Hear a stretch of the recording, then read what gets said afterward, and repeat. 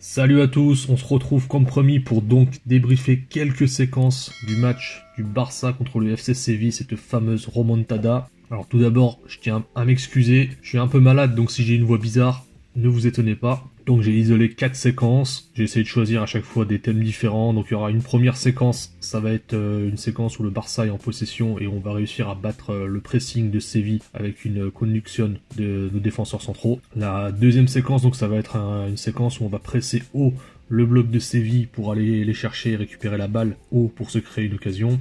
La troisième séquence, donc ce sera une séquence où le Barça va avoir une possession longue, où on va travailler des deux côtés pour aller se créer une occasion, c'est assez intéressant. Et enfin la dernière séquence du coup c'est par rapport à la deuxième mi-temps, vous savez quand je vous ai dit hier que le bloc de Séville avait reculé, resserré les lignes où c'était plus compliqué. Voilà, c'est pour analyser, voir ce que ça donnait à ce moment-là et pourquoi on était moins dangereux. Donc on commence avec la première séquence, c'est vers la 15e minute de jeu, le Barça est en possession du ballon, on joue une touche et donc la balle va arriver sur Frenkie de Jong, il est tout de suite pressé par le bloc de Séville, il va être obligé de rejouer derrière sur l'anglais, qui est sur le côté gauche. Donc à ce moment-là, le bloc de Séville va monter, presser l'anglais rejoue derrière sur Gérard Piqué.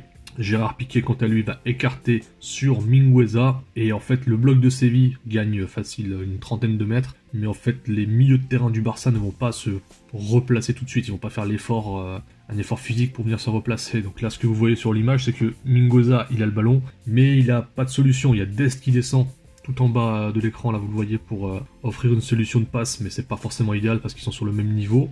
Et vous allez même voir que Busquets, il va faire un signe de main à Mingueza en disant bah balance devant je crois qu'il montre Jordi Alba qui est de l'autre côté. Il y a aussi Clément Lenglet qui va lever les mains, qui va demander la balle de l'autre côté, mais c'est pas forcément une bonne solution parce qu'il y a un joueur qui est pas loin de lui, donc le temps que la balle arrive, il peut le presser. C'est assez dangereux, et en plus il faut lui envoyer une balle aérienne. Donc là ce que va faire Mingueza c'est très intelligent, c'est parce qu'en fait il voit l'espace devant lui, il voit qu'il y a pas mal de champs devant lui, et donc il va attaquer l'espace. Pourquoi faire? Pour obliger les joueurs de Séville, pour les aspirer en fait, pour les obliger à venir sur lui, ce qui va faire que ça va ouvrir de l'espace pour ses coéquipiers.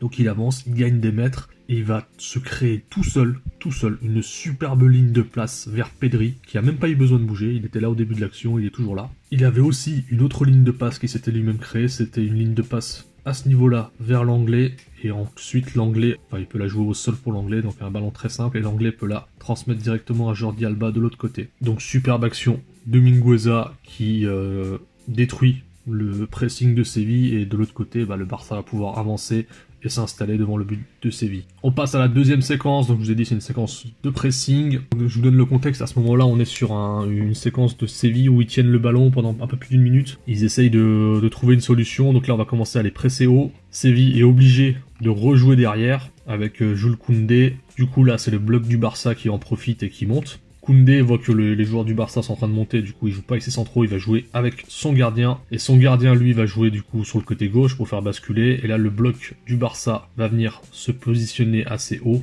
Là on voit que l'occupation des zones, le pressing positionnel est très bien réalisé côté Barça.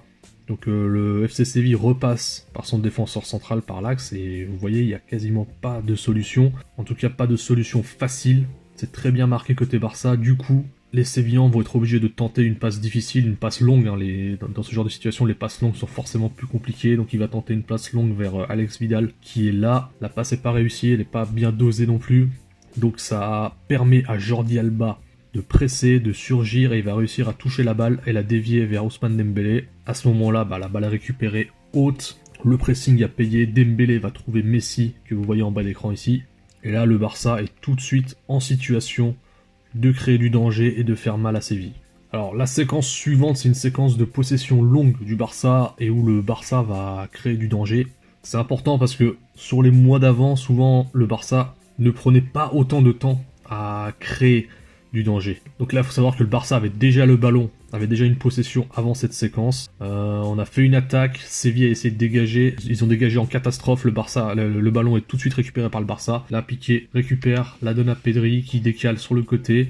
On va arriver donc sur Dest. Et là, ce qui est important, c'est le positionnement, c'est que là, Dest, il est sur le côté, vous voyez qu'il a tout de suite deux solutions de passe. Donc il a la solution Mingueza derrière lui, et il a la solution Frenkie de Jong dans le half space. Si vous vous souvenez, dans les analyses de séquences qu'on faisait au mois de novembre, au mois de décembre, je sais plus, il y a un truc qui revenait souvent, c'était le désert qui avait le côté droit. Et je sais pas si vous vous souvenez, j'avais sorti des séquences où Dest, quand il touchait le ballon dans cette zone, il y avait personne à 30 mètres de lui, il y avait aucune solution. Il avait personne pour combiner. C'était le désert sur le côté droit. Là, aujourd'hui, on voit qu'il a quelqu'un pour combiner, et c'est exactement ce qu'il va faire. Donc là, il va solliciter Frenkie pour un double 1-2. Il fait un premier 1-2, il élimine le premier joueur qui est en bas de l'écran, et ensuite il refait un 1-2, il élimine ce deuxième joueur. Ensuite, il va transmettre donc à Ousmane Dembélé, qui lui va passer par Busquets, qui lui passe à Messi.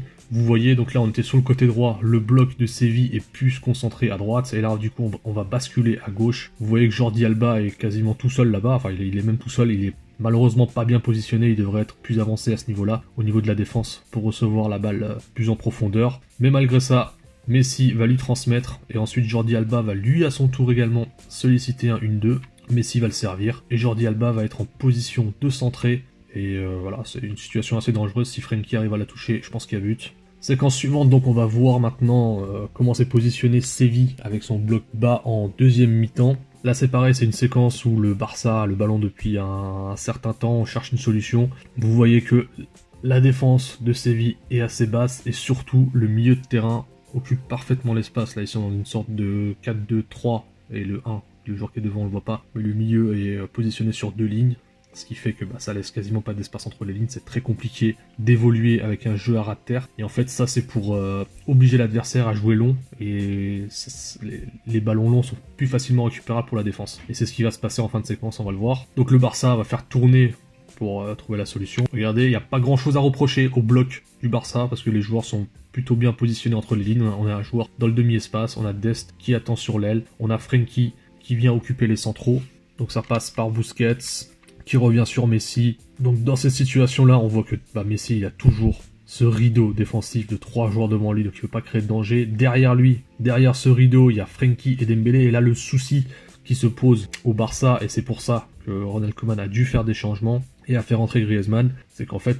là on a vraiment un problème de souci de profil. Ousmane Dembélé en tant qu'attaquant dans le 3-5-2, quand le bloc de Séville joue haut, c'est précieux parce qu'avec sa vitesse, il prend la profondeur. Mais là, quand le bloc est bas, forcément, là, Dembélé, il est pas dans son élément, il est pas à l'aise. Frenkie de Jong non plus, c'est pas un attaquant de métier, donc jouer sur ce poste d'attaquant contre un bloc bas, c'est très compliqué pour lui. Dans ce genre de situation, contre un bloc bas, un joueur comme Ousmane Dembélé, il serait beaucoup plus à l'aise sur le côté, parce qu'il peut déborder et il peut utiliser l'espace qu'il y a derrière le dos du défenseur sur le côté. C'est d'ailleurs pour ça que j'estimais hier que à ce moment-là du match, effectivement, les deux premiers changements qu'il fallait faire, c'était Martin Braithwaite, d'une part parce que c'est le seul autre vrai attaquant qu'on a qui aurait pu peser sur la défense, et Trincao, ce qui nous aurait permis d'avoir deux ailiers sur le terrain, et donc envoyer Ousmane Dembélé à gauche par exemple, et Trincao à droite. Donc l'action continue, on va réussir à trouver Frenkie dans le centre de la défense, mais évidemment, la balle va être interceptée par la défense de Séville qui renvoie en catastrophe. Donc le Barça récupère tout de suite, c'est Mingueza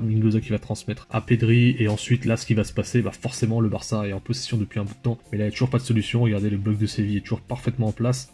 Du coup à ce moment là, Pedri ne voyant pas de solution, il tente un long ballon vers Serginho Dest qui est pris dans le piège du hors-jeu. Voilà, c'est tout pour le débrief des séquences de ce match. J'espère que ça vous aura plu. On se retrouve assez vite. Prenez soin de vous. Ciao.